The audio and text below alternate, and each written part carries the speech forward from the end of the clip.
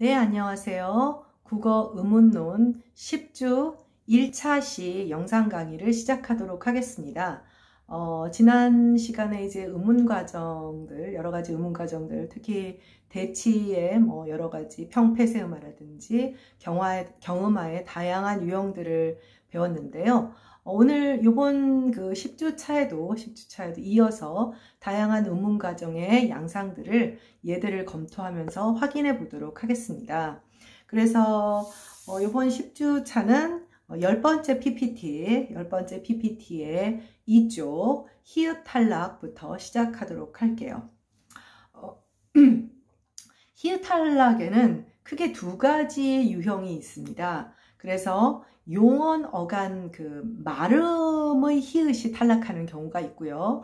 그러니까 이제 받침으로 표기되는 히읗이죠. 그래서 용언 어간의 발음 히읗이 탈락하는 경우와 이 음절의 초성, 음절의 첫설이죠. 음절의 초성의 히읗이 탈락하는 두 가지가 있습니다. 그러니까 간단히 말하는 용언 어간 발음은 종성이죠. 종성의 히읗이 탈락하는 경우와 초성의 히읗이 탈락하는 두 가지 유형이 있는데 그 양상이 조금 다릅니다. 일단 기본적으로 음성학적인 동기는 동일합니다. 음성학적인 동기는 기본적으로 유성음과 유성음, 공명자음과 모음들, 그런 유성음과 유성음 사이에서 그 유성적 환경에서 무성마찰음, 무성의 성문 마찰음인 그 H죠. 그러니까 문자로 히읗으로 쓰고 있지만 탈락하는 그런 경우예요. 그러니까 용언 어간 발음의 히읗 탈락이건 음절 초성의 히읗 탈락이건 음성적인 동기는 차이가 없습니다. 동일합니다. 그런데 음성적인 동기는 동일하지만 적용 양상의 차이가 있습니다. 어떤 차이가 있느냐 하면 용언 어간의 발음은 필수적으로 탈락을 하는 반면에 음절 초성의 탈락은 필수적이지 않고 수의적이에요. 그러니까 적용 양상의 필수성과 수의성에 대해서는 지난 그 9차 시에서도 다른 의문 과정들을 살펴봤잖아요. 좋은 방법에서의 동화 같은 것, 예를 들면 비음화라든지 유음화라든지 이런 좋은 방법상의 동화는 필수적인 그 적용 양상을 보이는 반면에 조미치 동화 같은 경우는 수의적인 그런 적용 양상을 보였죠. 발화의 속도라든지 발화 상황에 따라서 적용될 수도 있고 적용되지 않을 수도 있다는 것을 확인을 했는데 지금 이 히읗 탈락의 경우에는 조미치 동화처럼 발화의 속도라든지 어떤 캐주얼 스피치냐 포멀 스피치냐는 어떤 그 발화의 상황하고는 무관해요. 그러니까 필수적으로 탈락하는 경우에는 반드시 탈락해야 되는 것이고 수의적인 탈락을 보이는 경우는 탈락할 수도 있고 안 할 수도 있고 이런 상황이 됩니다. 그래서 이 두 가지 히읗 탈락의 양상이 다르다는 것을 일단 기억을 하도록 하고요. 수의적으로 탈락하는 음절 초성의 경우에는 탈락하지 않는 형태와 탈락한 형태 두 가지 형태가 존재하게 되겠죠. 이 경우에 히읗이 탈락한 경우에 구어의 발음은 의문론적으로 인정은 할 수 있지만 이제 규범론에서 말하는 표준 발음으로는 인정되지 않습니다. 네, 다음 페이지 3쪽으로 가도록 하겠습니다.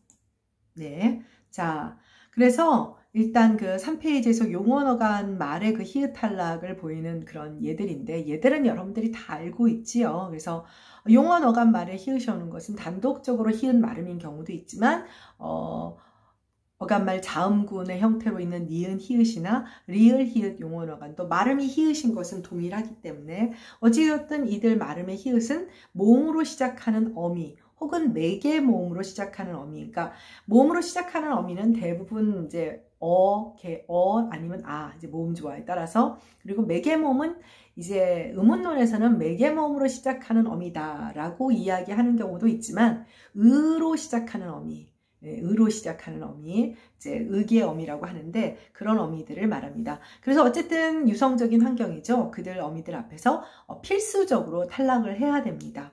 그래서 낳으면 아느니 이르면 다 보면 알고 있는 얘들이죠. 그래서 이 경우에 필수적인 탈락은 수의적으로 이런 발음이 아예 불가능해요. 근데 한 가지 기억을 해둬야 될 것은 여기 뭐 같이 강독 수업 듣는 친구들도 있을 것이고 뭐 국어사 들은 친구들도 있을 텐데 의문문 같은 경우에는 15세기의 그 후기 중세 국어의 체계에서는 이들 히읗의 용언 어감 발음 히읗이 다 발음이 되었어요. 그러니까 이때는 예를 들면 중세국어시로 얘기를 하면 나으면 안흔히 이런 식으로 다 실현이 되었죠. 그래서 15세기의 그 히읗 발음들은 용언 어간에서도 그 존재감이 있어서 구체적으로 구현이 되었을 뿐 아니라 체언 어간 발음으로도 히읗을 발음으로 가진 경우가 굉장히 많았습니다. 그러니까 근대를 거쳐 현대로 오면서 이 성문 무성 마찰음, 무성의 성문 마찰음이 말하자면 초성 이외의 위치에서 음성적인 실현을 잘 못하게끔 변화한 거예요. 그래서 우리가 표기로는 이렇게 확연히 있다라고 표기를 하고 있지만 실제로 유기음화 때문에 이 히읗 발음을 기저형으로 설정을 하는 것이지 사실 모음어미와의 연결 상황만을 놓고 보면 히읗의 실제성을 확인할 수는 없죠. 그러니까 유기음으로 실현되는 경우를 통해서 히읗이 있구나. 그러니까 이것도 지난 의문과정 시간에도 얘기를 했고 여러분들이 이제 나중에 논문 발표하면서 중요한 개념 중에 하나인데 용언어간은 자립성이 없잖아요. 그러니까 용언어간은 자립성이 없기 때문에 항상 어미와 결합된 활용형으로 이제 우리 그 발화에서 구현이 되다 보니까 간단히 말하면 각각의 활용 어미와 연결된 활용형들이 개별적인 언어 변화의 대상이 된다라고 하는 그런 사실들을 좀 기억을 할 필요가 있습니다. 그러니까 자음어미 앞에서는 유기음화를 실현하면서 용언어간 발음의 히읗의 그 존재가 남는 반면 이 어감 발음에서 히읗의 위치가 점점 그 히읗의 존재가 약화되는 이 모음어미 앞에서는 사라진 거예요, 사실은. 그렇지만 이제 우리가 앞에서 배웠던 형태소를 고정하는 형태음소적 표기법의 원칙에 따라서 이제 소위 받침으로 표기를 해놓은 것이고 공시적으로는 탈락이 된다라고 규칙을 설정하게 됩니다. 그러니까 당연히 필수적으로 탈락을 할 수밖에 없겠죠.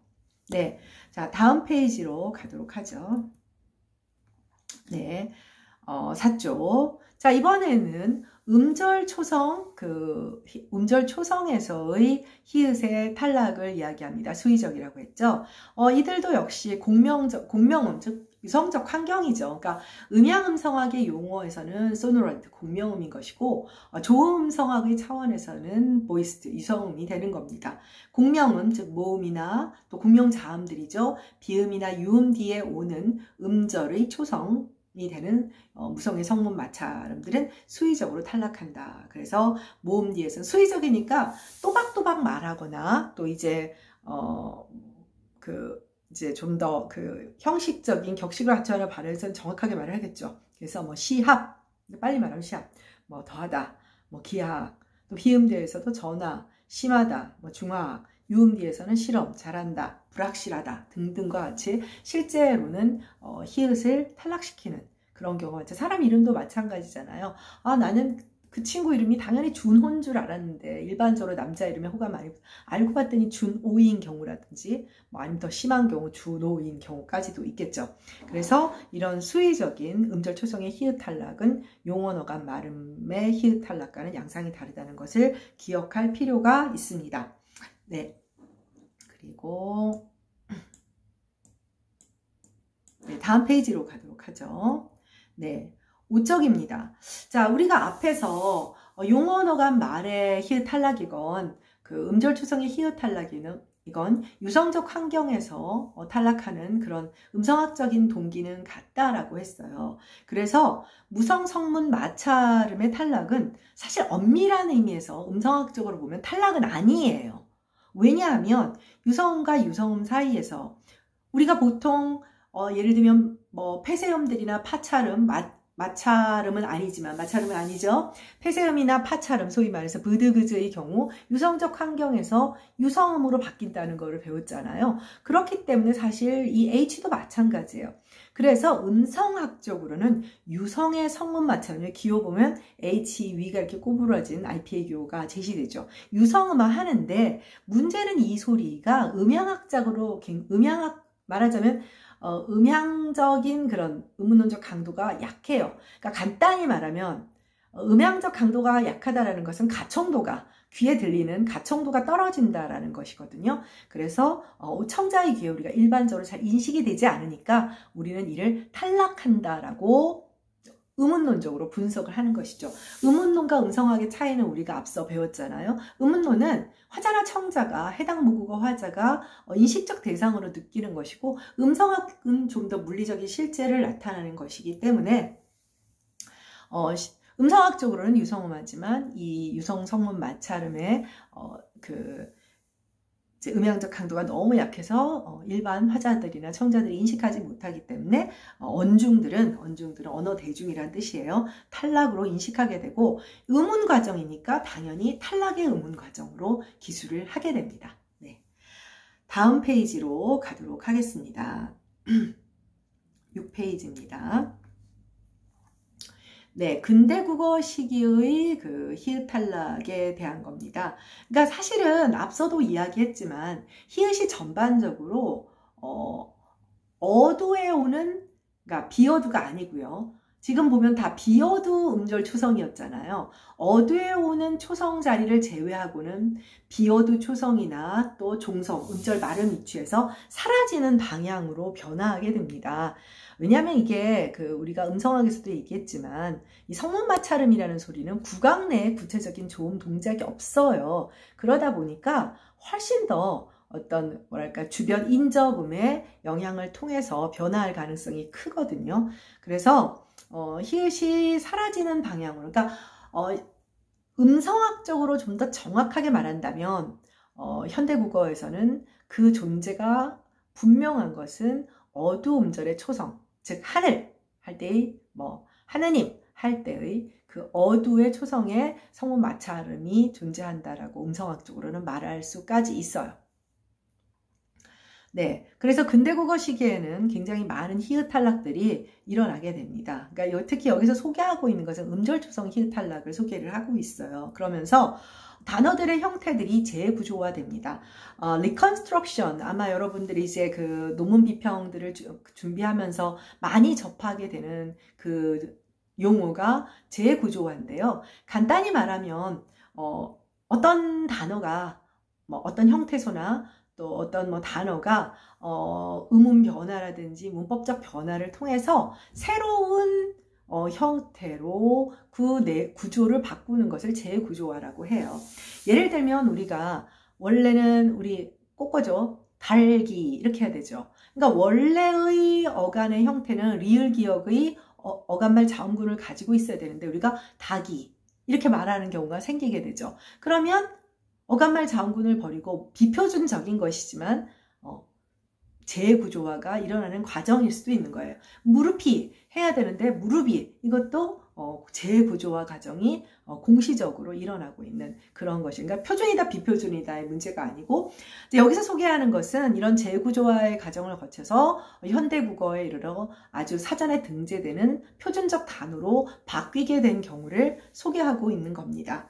그래서 우리 멍멍이 알죠? 그래서 가희, 히읗 탈락을 해서 가희가 되고 이 가희는 또 이제 하양이중모음마의 단모음마를 겪으면서 가희여서 발음도 개로 바뀌고요. 그 다음에 관역이 관역, 귀향이 귀양, 그 다음에 막다희, 이건 개하고 멍멍이하고 똑같은 구조죠. 막다희, 막다희, 막대. 난 바회, 바위, 방아, 방아, 불휘, 뿌리. 이 경우에는 어두 경음화와 함께 제2음절의 히읗 탈락과 함께 또 모음의 변화도 함께 일어나게 되죠. 빈혀, 히읗이 탈락하면서 빈혀의 경우에는 제1음절의 말음이었던 비음이 후행 초성으로 이제 연음이 되면서 재구조화가 돼서 단어 형태가 전혀 달라지게 되고 서른 같은 단어도 마찬가지네요. 그쵸? 그 다음에 싸우다. 이 경우는 히읗이 탈락이 되고 이제 모음 조화가 깨지면서 이제 음성 모음 형태를 갖게 된 것이고요. 어이없다가 어이없다, 여의다가 여의다. 그다음 시룸, 이거는 어두 경음화와 또 우가 으로 바뀌는 이름도 비슷한 형태의 변화들이 일어납니다. 어쨌든 음절 초성에서의 히읗 탈락도 굉장히 무수히 너무너무 단어의 예들이 많습니다. 그래서 여러분들이 좀 참고로 할 필요가 있을 것 같고요. 네, 다음 페이지로 넘어가도록 하겠습니다. 네, 다음은 리을 탈락. 네. 유음 탈락이라고 흔히들 이야기하는 현상입니다. 이 선생님은 리을 탈락보다는 유음 탈락이라는 표현이 좀 굳어져 있어서 유음 탈락이라고 하게 될 텐데, 유음 탈락 현상은 사실 과연 이 현상이 공시적으로 생산적인 음운 과정이냐에 대해서 논란이 많아요. 지금 보다시피 이 리을이 탈락하는 그런 환경이 말하자면 규칙화 되게 많아요. 그러니까 환경이 단순해야 돼요. 비음화의 환경 어때요? 비음 앞에 오면 비음 앞에 오는 폐쇄음은 동일 조음 이치의 비음으로 바뀌죠. 아주 단순하단 말이에요. 그런데 유음 탈락의 경우에는 뒤에 어떤 환경이 오느냐에 따라서 굉장히 복잡하게 어떤 음운 과정을 기술해야 하는 문제가 있어요. 사실 이제 유음 탈락 같은 경우는 다소간 비생산적이다라고 볼 수가 있습니다. 특히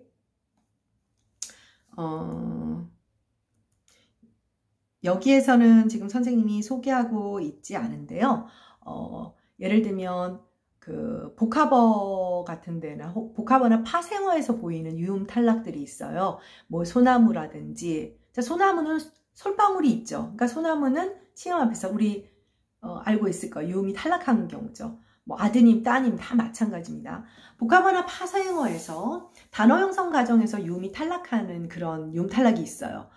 이거는 이제 15세기에는 굉장히 생산적인 현상이었는데 근대 국어 시기를 거치면서 현대 국어에는 복합어나 파생어에서 유음 탈락은 공시적으로 생산성을 가지고 있지 않습니다. 현대 국어에서. 그러니까 우리가 일반적으로 이제 그런 소나무, 뭐 부직갱이, 뭐 이런 예들에서 보이는 유음 탈락은 과거에 15세기에 굉장히 생산적이었던 유음 탈락이 적용된 그런 형태로 단어가 화속화된 것으로 보고 있어요. 그래서 지금 현재의 유음 탈락에서 생산적인 음운 과정으로 보는 것은 용언 어간 발음이 활용하는 활용형에서 나타나는 유음 탈락만을 이제 공시적인 음운 과정으로 보고 있는데, 그것조차도 사실은 너무 환경이 복잡하기 때문에 이게 정말 공시적인가라는 의문을 제기하는 사람들도 많다는 이야기입니다. 그래서 일단은 공시적인 음운 과정, 역사적인 그런 통시 과정의 유음 탈락 아니고요. 공시적인 음운 과정으로서의 유음 탈락은 용언, 어간, 말음, 유음의 리을이죠. 이것이 니은이나 미음이나 비읍으로 시작하는 어미들 앞이거나 혹은 일부 매개모음, 으로 시작하는, 또 일부, 다는 아니고요. 일부 매개모음 어미 앞에서 탈락하는 현상을 일컫습니다. 그러니까 현대국어에서 공시적인 유음 탈락은 이렇게 제한된 용언의 활용형, 그것도 굉장히 제한적이에요. 그래서 뭐 예를 들면 니은 어미 앞, 그러니까 놀하고 는인데 노는이 된다. 뭐 이런 것들, 논다, 노네, 뭐 이런 것들. 그다음 미음 어미 앞에서 놉니다, 이렇게 되는 것들. 비읍 어미 앞에서는 높디다, 뭐 이렇게 되는 이런 것들. 근데 이들 어미들의 환경을 이제 어떤 공통된 음성적 환경으로 포착하기가 굉장히 어렵죠.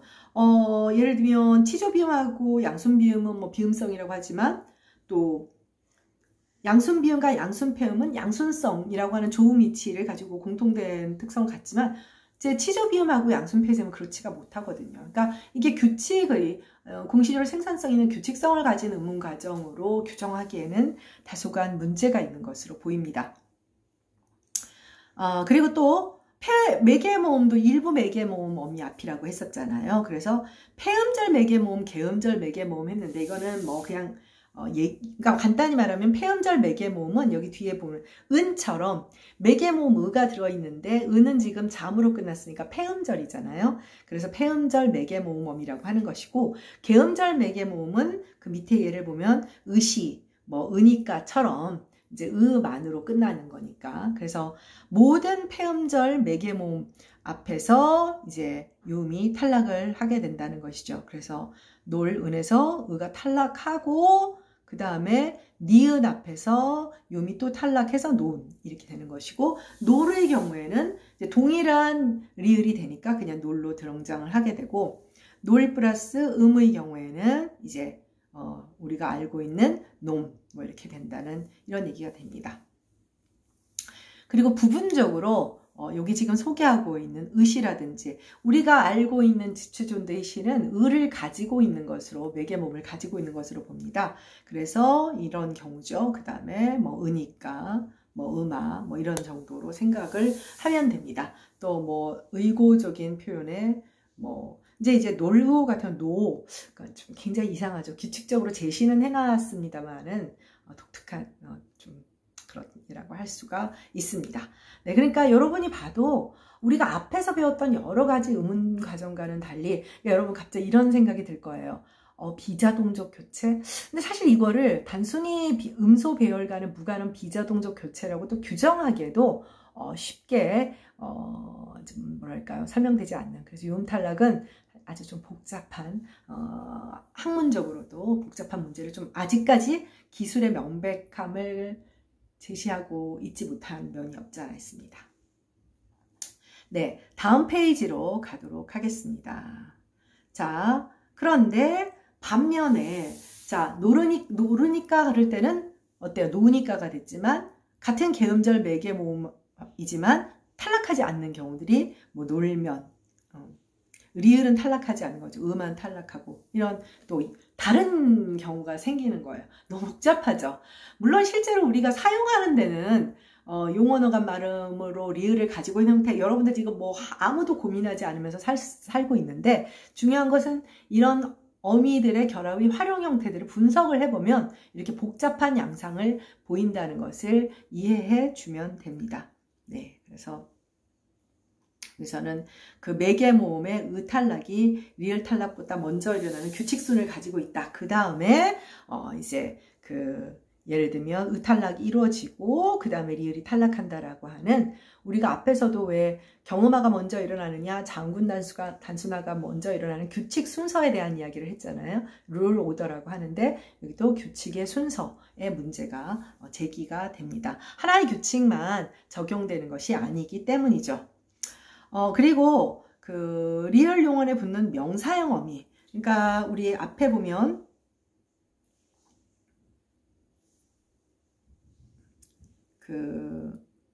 노음 같은 경우 지금 다시 나오고 있잖아요. 명사형 어미가 명사형 어미가 붙는 경우가 있고 다음 페이지에 보면 명사와 전미사 즉 파생전미사죠. 그러니까 요거는 두 개가 다르잖아요. 그러니까 명사형 어미는 일종의 동명사 어미라고 할 수 있고 명사와 전미사는 품사를 바뀌는 문법적 카테고리를 바꾸는 그런 어미이기 때문에 전혀 다르죠. 그래서 다시 돌아오면 명사형 어미의 경우는 폐음절 매개모음 어미잖아요. 폐음절 매개모음 어미니까 어떻게 돼요? 당연히 유음 탈락을 일으켜야 되죠. 앞에 폐음절 매개모음 어미와 동일하게.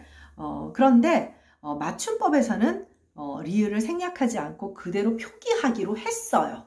네, 이거는 발음은 여러분도 알다시피 놈, 암 알고 있죠. 덤 발음은 그렇지만 표기는 89년 개정한 이후 이렇게 규정을 하기로 했습니다. 이거는 그래서 의문 현상과의 별개의 표기 문제와 연관되어 있다고 생각을 하면 됩니다. 네, 그래서 다음 페이지로 가도록 하겠습니다. 자, 이번에는 명사와 전미사, 즉 파생명사를 만드는 명사와 전미사. 그러니까 형태는 둘 다 음이지만 이때는 어떻게 되냐면 아름, 얼음, 울음, 졸음. 그렇죠. 이때는 유음 탈락이 매개모음도 탈락하지 않고 그래서 당연히 유음 탈락도 일어나지 않아요. 그러니까 여러분들 보니까 어때요? 이렇게 복잡하나라는 생각이 들죠. 같은 음이지만 같은 매개모음으로 시작하는 폐음절 구조이지만 이제 이 문법적인 상황이 어미냐 아니면 명사와 전미사냐, 어미냐 명사와 전미사냐에 따라서 아예 매개몸의 탈락과 유음 탈락의 양상이 달라지는 이런 좀 복잡한 양상을 보게 됩니다. 그러니까 앞서 얘기했다시피 이제 여러분들이 유음 탈락은 좀 굉장히 복잡해요. 복잡해서 역사적인 유음 탈락이 있어요. 그러니까 15세기에 활발했다가 현대국어에 뭐 따님, 소나무, 부직갱이 뭐 이런 애들 남아있잖아요. 이 유음 탈락은 뭐다? 통시적으로 과거에 15, 16세기에 사실은 15세기예요. 15세기에 적용되어서 그 형태가 굳어진 채로 하나의 단위로 재구조화된, 앞에서 배운 대로. 그러니까 사실은 따님의 경우에는 현대적으로 만약에 딸 플러스 님이 붙으면 딸님이 되는 게 맞거든요. 생산적인 유음화 과정이 있으니까. 그러니까 따님은 15세기에 만들어진 단어가 화석화되어서, 화석화라는 용어가 있어요. 굳어져서 현대까지 그냥 이어져 있는 거죠. 재구조화된 상태로 화석화되어서. 그런 유음 탈락이 있고, 공시적인 유음 탈락은 뭐다? 용언 활용형에서 나타나는, 그런데 굉장히 복잡했었죠. 그래서 전반적으로 뭐 니은, 니은, 비읍으로 시작하는 어미 앞도 있고, 또 매개몸이 폐음절이냐 개음절이냐에 따라서 차이가 있었고, 또 그 다음에 명사형 어미냐 명사와 전미사냐에 따라서 차이가 있었고, 공시적으로 학교 문법에서나 규범 문법에서는 이제 생산성이 있는 과정으로 이렇게 기술하고 있지만, 여러분이 다 봐도 조금 의심스럽지요. 네, 그렇게 보면 될 것 같습니다. 네, 그 다음에 15세기에는 이제 유음 탈락, 이제 15세기의 유음 탈락을 이제 소개를 해주고 있는 거예요. 그래서 여기는 이제 그거를 소개를 안 하고 있죠. 선생님이 지금 방금 얘기한 복합어나 파생어에서의 유음 탈락 얘들은 이제 굳이 소개하지 않고, 15세기에도 여전히 이제 용언 활용형이나 이런 데서 나타났거든요. 근데 이거는 이제 과거에 통시적으로 만들어진 것이다. 예를 들면 놀다 앞에서도 노디, 노자, 그러니까 놀지인데 노디, 이제 그때는 국외음화도 안 일어났고 이런 식의 디귿어미나 지읒어미에서 리을 탈락이 일어나는. 자, 이러한 유음 탈락의 흔적이 이제 화석화돼서 남아있는 것이 남아있죠. 아다마다. 원래는 알다마다겠죠. 아다마다. 말다. 말지 않다가 아니라 마지 않다. 이렇게 되는 것이죠. 그리고 형용사 같은 경우도 원래는 가늘다죠. 그러니까 다라시라고 하는 형용사 파생 전미사 앞에서, 그러니까 이건 결과적으로 지금 만들어진 그런 형용사들이 아니라 15세기의 형태라는 거예요. 그래서 가늘다에다가 형용사 파생 전미사 다라시 붙고 혹은 라시 붙었을 때 가느다랗다, 그 다음에 기다랗다, 길다잖아요. 그 다음에 다디달다, 달디달다죠. 그쵸? 머지않다, 이런 것들. 이거는 과거에 만들어진 형태가 이제 앞에도 말했처럼 화석처럼 재구조화된 상태로 현대에 지금 남아있는 거죠. 이미 이들은 하나의 단어로 굳어져 있는 거라고 생각을 하면 됩니다. 네, 다음 페이지로 가도록 하겠습니다. 네. 네, 자음군 단순화의 경우입니다. 자음군 단순화는 여러분들 많이 이미 접해봤죠. 그래서 사실은 탈락인데 그냥 용어가 심플리케이션으로 이렇게 되어 있어요. 그래서 자음군 단순화는 체언과 용언의, 그러니까 체언, 용언 모두를 포함합니다. 발음이 자음군인 경우, 컨소넌트 클러스터인 경우 두 자음 가운데 하나만 남고 다른 한 자음은 탈락하는 그런 현상입니다. 그래서 이런 현상이 일어나는 이유는 몸과 몸 사이에 두 개의 자음 이상을 놓을 수 없는, 그리고 음절 구조 제약이기도 하며, 또 종성의 위치에 자음이 두 개 놓일 수 없는 종성 제약 때문에 이제 나타나는 현상이죠. 체언어 간의 자음군의 종류와 용언어 간말의 자음군의 종류는 동일하지 않아요. 겹치는 것들도 있지만 동일하지 않고, 참고로 말하면 15세기에는 훨씬 더 많았어요. 훨씬 더 많았는데 굉장히 많이 줄어든 거예요. 왜 줄어들었느냐? 어간 구조의 재구조화 때문에요. 그러니까 지금 아까 닭 같은 경우도 이제 그 닭으로 지금 재구조화 되는 모양을 보이잖아요. 그러니까 화자나 청자는 자음군을 발음하는 것이 더 편할까요? 단일 자음을 어감 발음으로 발음하는 것이 더 편할까요? 당연히 자음군이 불편하잖아요. 그러니까 어간의 모양을 좀 더 단순한 방향으로 재구조화를 지향하고 있는 것을 확인할 수 있는 거죠. 네, 그래서 체온 어간의 경우는 지금 표준어에서 인정하는 것은 지금 6개가 있어요. 단어를 보면 다 기억이 나겠지만, 근데 현실적으로는 3개밖에 안 돼요. 예를 들면 리을 비읍 같은 경우 여덟 같은 경우는 여덟부 이렇게 하는 사람 아무도 없잖아요. 그러니까 여덟비 사실 잘 안 그러죠. 여덟이라고 많이 하죠. 그래서 현실 발음, 그러니까 편실 발음이라는 것은 표준어로서는 표준 발음으로 인정은 하고 있지 않지만 실제로는 체언 어간말의 자음군의 종류는 더 단순화되는 방향으로 변화하고 있습니다. 그러니까 리을 기억도 지금 안 보이는 걸로 보이죠. 우리 그러잖아요. 닭이 뭐 이런 식으로 그런 까닭이 있겠어. 까닭 같은 경우는 조금 다르지만 닭은 이제 제의 구조화가 많이 진행된 것으로 보입니다. 용언 어간말 자음군의 종류는 생각보다 그래도 가지수가 많이 유지돼요. 그 이유 또한 용언 어간의 활용령이 각각의 어미와 결합된 형태로 굴러다니기 때문에요. 그러니까 용언 어간의 발음은 모음 어미와 연결된 경우에는 어떻게 돼요? 제2 자음이, 자, 예를 들면 니은 지읒에서는 이 두 번째 자음 지읒이 모음하고 연결될 때는 후행음들 초성이 돼버리잖아요. 그러니까 실제로 발음할 때는 안즈니 할 때는 이 활용형에서는 자음군이 아닌 거예요. 종성에서. 그러니까 구태여 자음군을 단순화시킬 필요가 없죠. 이게 아까도 계속 말하지만 활용형이 갖고 있는 비자리적 속성 때문에 어미와 연결된 채로 마치 활용형 자체가 자립적인 단위인 것처럼 움직이기 때문에 조금 다른 음운 현상을 체언과는 다른 음운 현상을 보이게 됩니다. 체언은 의존 형태소가 아니라 자립 형태소잖아요. 네, 그런 양상을 보이게 됩니다. 네, 그 다음에 여기까지 하고 끝낼 테니까 이거 여러분들 그 여러 가지 인증시험 같은 데서도 많이 나오는 거니까 여긴 얘들을 이제 소개하고 있는데 목, 갑, 닭, 외골, 뭐 안름 이제 그런 자음군 단순화의 얘들을 소개하고 있습니다. 특히 표준 발음에서 제일 문제가 되는 게 리을 기억의 발음과 리을 비읍의 발음이에요. 표준 발음법 이제 여러분들 이거 기억해 놓고 나중에 시험 볼 때 기억하면 좋을 텐데, 예를 들면 리을 기억 발음의 경우에는 후행하는 어미의 둠이 기억일 때는 리을이 남아서 리을로 발음이 돼요. 그래서 읽고 읽게 이렇게 된단 말이에요. 반면에 그 외의 어미, 그러니까 뒤에 기억이 오죠. 고나 개가, 그러니까 고로 기억을 하면 돼요. 읽고가 아니라 읽고라는 거죠. 반면에 그 외의 어미, 그 외의 뭐 지읒이나 디귿으로 시작하는, 니은으로 시작하는 어미들이 오면 읽던, 읽지, 읽는은 어떻게 돼요? 그쵸? 기억으로 되고 기억으로 자음군 단순화가 된 다음에 다시 폐세음의 비음화가 이루어진 것이죠. 네, 그래서 리을 기억 발음의 경우는 이렇게 기억을 하면 되고요. 그다음 리을 비읍의 발음은, 자, 우리 앞에서 8 얘기를 했잖아요.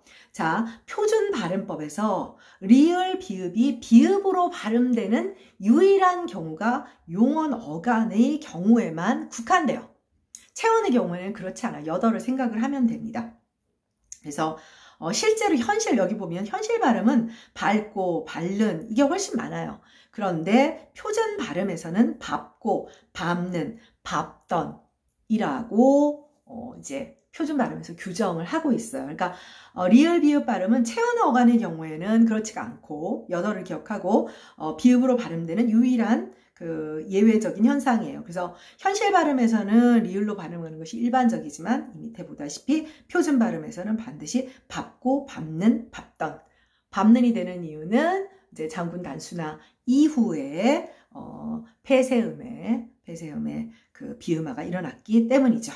네, 1차시 수업은 자음군 단순화에서 마무리하도록 하고 2차시 니은 첨가에서 만나도록 하겠습니다. 수고했습니다.